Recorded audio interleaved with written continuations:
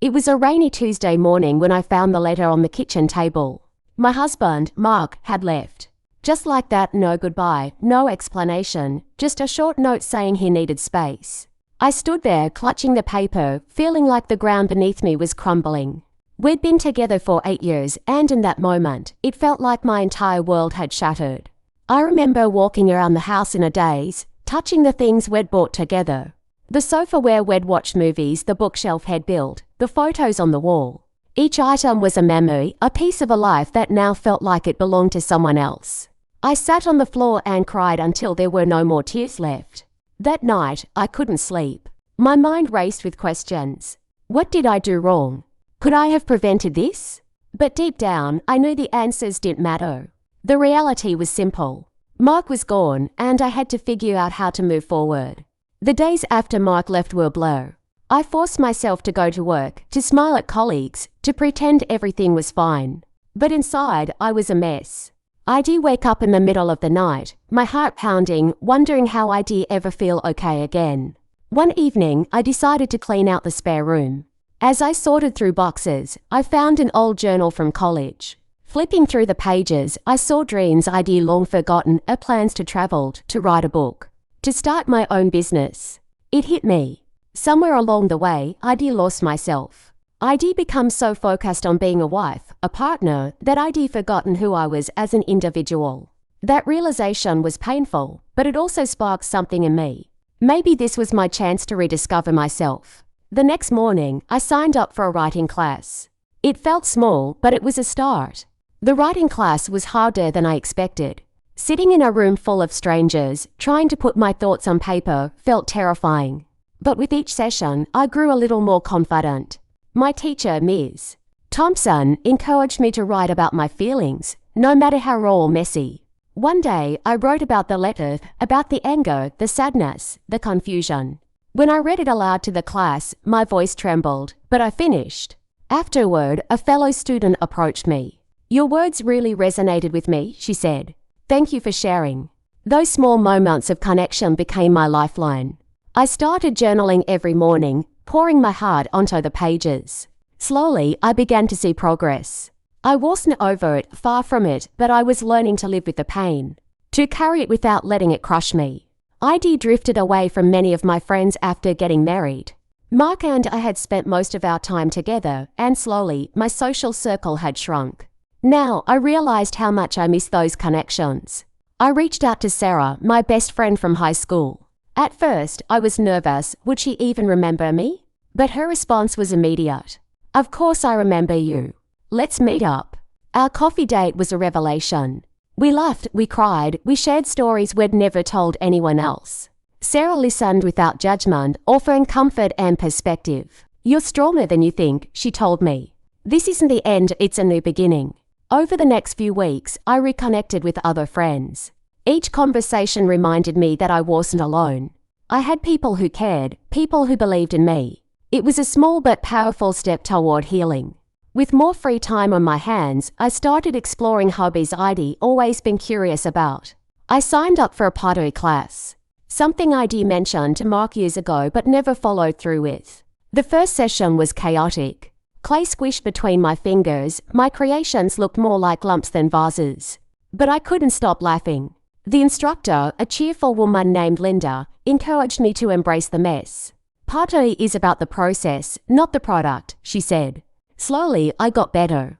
There was something meditative about shaping the clay, about focusing on the tactile experience rather than my thoughts. I also started hiking on weekends, exploring trails I'd never visited. The fresh air and physical exertion helped clear my mind. These new activities weren't just distractions, they were reminders that life could still be joyful, even in the midst of pain. One morning, I sat down with my bank statements and faced a harsh truth. I didn't know how I'd manage financially on my own. Mark had handled most of the finances, and now I was on my own. I spent hours researching, making spreadsheets, and calling my bank. It was overwhelming, but I refused to give up. I reached out to a financial advisor who helped me create a budget and a plan for the future. Along the way, I discovered skills I didn't know I had. I negotiated lower rates on my bills, found ways to save money, and even picked up freelance writing gigs to supplement my income. It wasn't easy, but each small victory gave me a sense of control. For the first time in years, I felt proud of my resourcefulness. I wasn't just surviving, I was learning to thrive. Months after Mark left, I received an envelope with his handwriting on it. My heart raced as I opened it. Inside was a letter, not an apology, but an explanation. He wrote about feeling lost, about struggling with his own demons. He admitted I'd handled everything wrong, that he should have talked to me instead of running. "I'm not asking for forgiveness," he wrote. "I just want you to know the truth." Reading it was like opening an old wound. Part of me wanted to call him to ask for more answers. But another part knew that this letter wasn't for me, it was for him. It was his way of making peace with himself. I folded the letter and put it in a drawer. It didn't change anything, but it gave me closure. I could finally stop wondering what had happened and start focusing on my own path forward. But the responses surprised me. Readers left comments sharing their own stories, offering words of encouragement, and asking for more. One woman wrote, "Your honesty gave me the courage to start my own healing journey.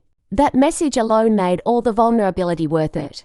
I began to write every day, not just for the blog, but for myself. I experimented with different styles.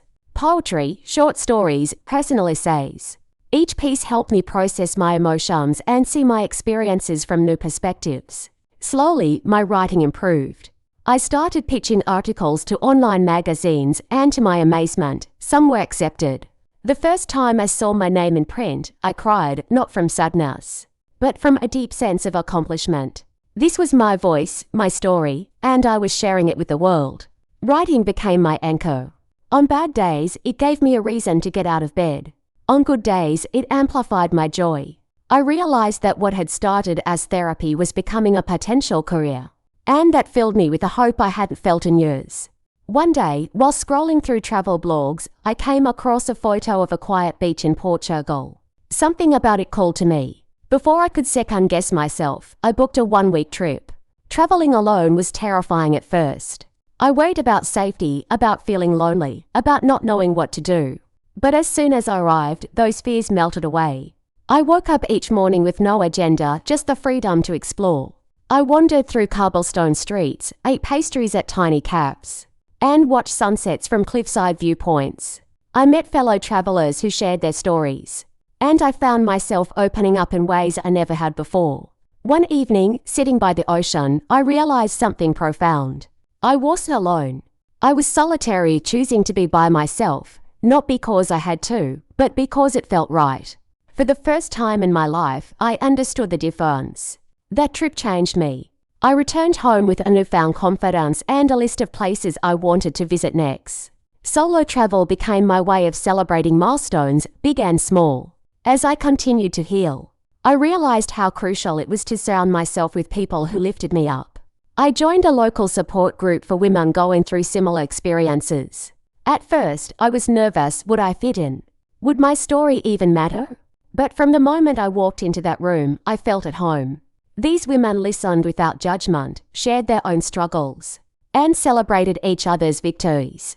We became a tribe, a safe space where vulnerability was welcomed and strength was celebrated. I also reconnected with my family. My sister, who had always been my rock, started weekly check-ins. "Just to make sure you're not drowning in your thoughts," she'd say with a smile. My parents, though initially worried, began to see the resilience in me. Together, these connections formed a safety net. On days when I felt weak, I knew I could reach out and find someone who would listen, who would remind me of how far I'd come. About a year after Mark left, a friend invited me to a dinner party. I hesitated. The idea of dating felt overwhelming. But she assured me it wasn't a setup, it was just a chance to meet new people. At the party, I met Daniel. He was kind, funny, and genuinely interested in what I had to say.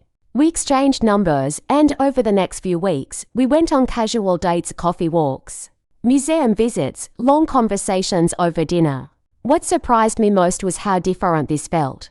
With Mark, I'd often prioritized his needs over my own. With Daniel, I set clear boundaries. I told him about my journey, about what I needed, and about the pace I wanted to keep. He respected that. He didn't push, didn't make me feel guilty for taking things slow.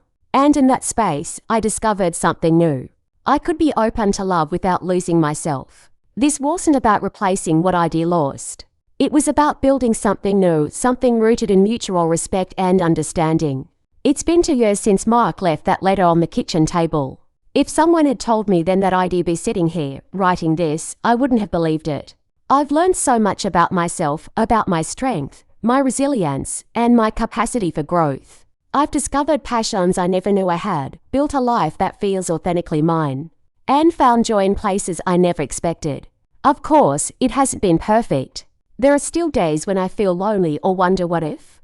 But those moments don't consume me like they used to. I've learned to hold my pain gently, to acknowledge it without letting it define me. Today, I look at my life with gratitude.